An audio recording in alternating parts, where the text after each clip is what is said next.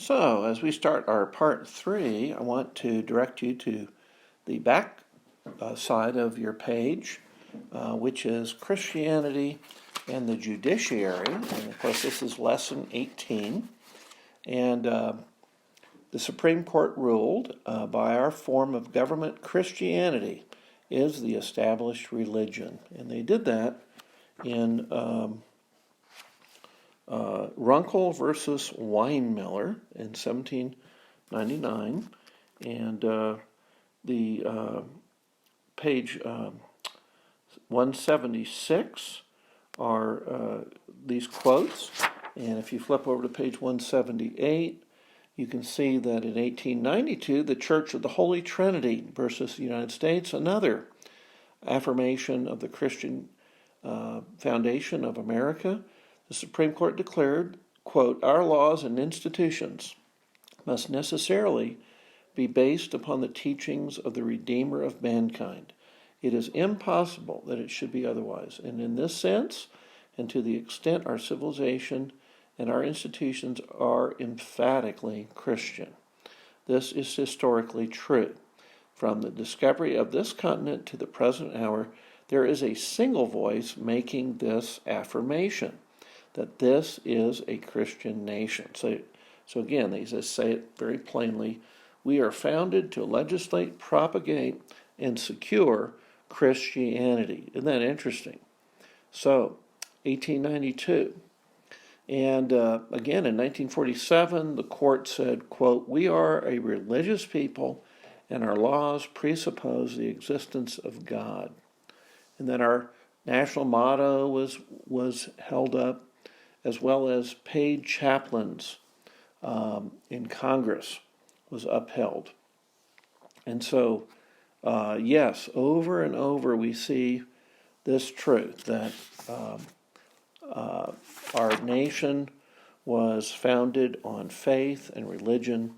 Washington said, "Religion and morality are the essential pillars of society," in 1797. And so many court rulings, judges, one of the key judges that we want to look at is a judge who consistently saw Christianity in our government, Associate Justice Joseph Story.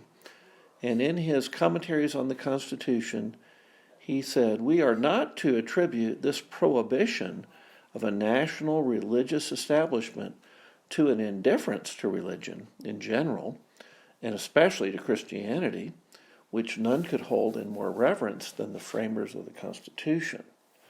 Probably at the time of the adoption of the Constitution and of the amendments to it, the general, if not universal, sentiment in America was that Christianity ought to receive encouragement from the state so far as such encouragement was not incompatible with the private rights of conscience and the freedom of religious worship.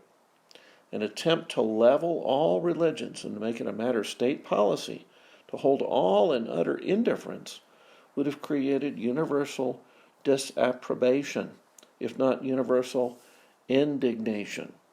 In some of the states, Episcopalians constituted the predominant sect. In others, Presbyterians. In others, Congregationalists.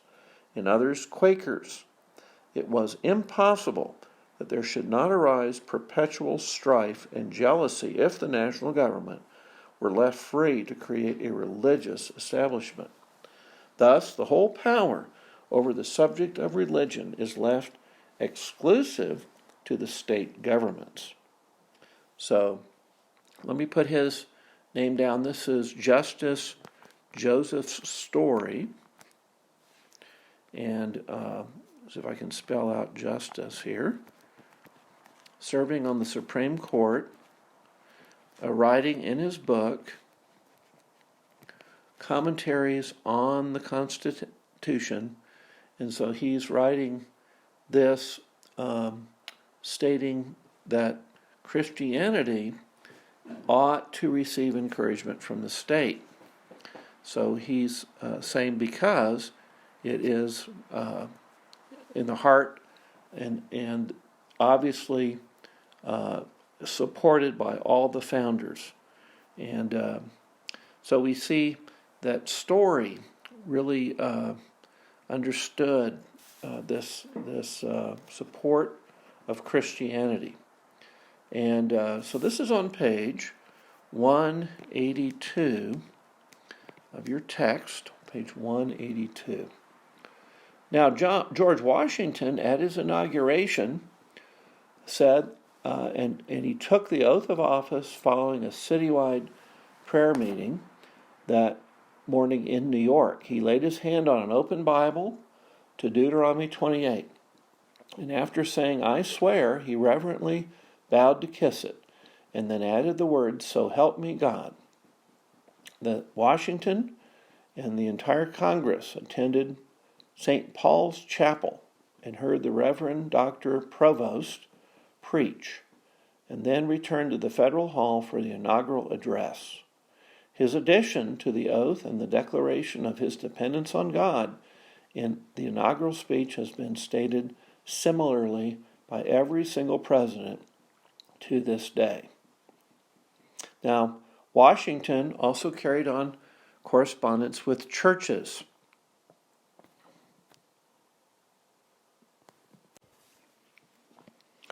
Now, as we move on, we want to also mention Washington's correspondence with churches. And I have an Old South leaflet that I've collected, and I will send this to you.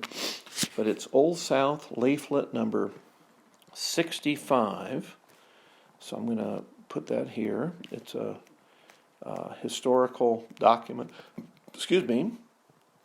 Historical document number 65, and quite an illustrative document. This is, as an example, in 1789, Washington wrote a letter to the ministers, church wardens, vestrymen of the German Lutheran congregation in and near the city of Philadelphia. So this is April 20th, 1789. And this is what he says. He says, "Gentlemen, while I request you to accept my thanks for your kind address, I must profess myself highly gratified by the sentiments of esteem and consideration contained in it. The approbation my past conduct has received from so worthy a body of citizens as that, whose joy for my appointment you announce, is a proof of the indulgence with which my future transactions will be judged by them. I could not, however, avoid apprehending that the partiality of my countrymen in favor of the measures now pursued had led them to expect too much from the present government. Did not the same providence which has been visible in every stage of our progress to this interesting crisis form a combination of circumstances, give us hope and cause to hope for the accomplishment of all our reasonable desires. Thus, partaking with you in the pleasing anticipation of the blessings of a wise and efficient government, I flatter myself that opportunities will not be wanting for me to show my disposition to encourage the domestic and public virtues of industry, economy, patriotism, philanthropy, and that righteousness which exalteth a nation." And he goes on and talks about the contributions of the Germans.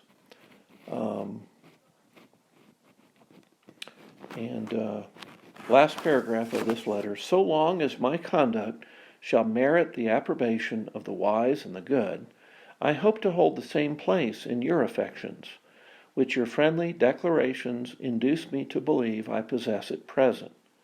And amidst all the vicissitudes that may await me in this mutable existence, I shall earnestly desire the continuation of an interest in your intercession at the throne of grace." So in other words, pray for me. Man, what a beautiful letter. So I'm going to send you, it's a collection of about 10 various letters put out by the Old South Association in Boston. Now, other presidents as well expressed devotion and a dependence on God. For instance, Abraham Lincoln, in his first inaugural address, must have really felt the desire to know God. He was up against a civil war that was brewing. In fact, he had to sneak into Washington at night on a train from Baltimore, and he had to come in at a strange time because they thought there might be people attacking that train. So in his first inaugural address on March 4th, 1861, he said, "Intelligence, patriotism, and a firm reliance on Him who has never yet forsaken this favored land and are still competent to adjust in the best way all our present difficulties." There's Lincoln's expression.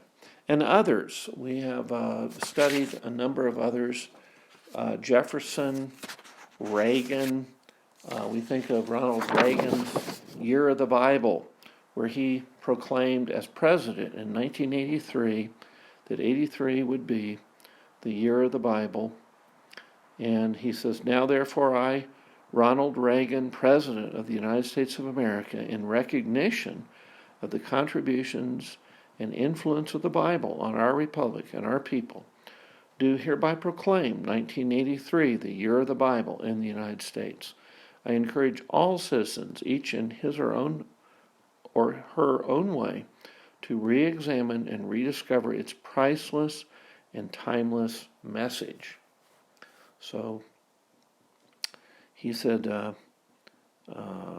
anyway, it's a wonderful proclamation. So we do indeed have much to be grateful for and much to build on in our nation. I'm going to send these to you with an email and attach it to the email and send you these documents. So be sure to download them and enjoy this week's session. God bless you all, and I hope that you stay safe, and that God is going to be doing His work in us through this time of isolation. And God bless you. Bye-bye.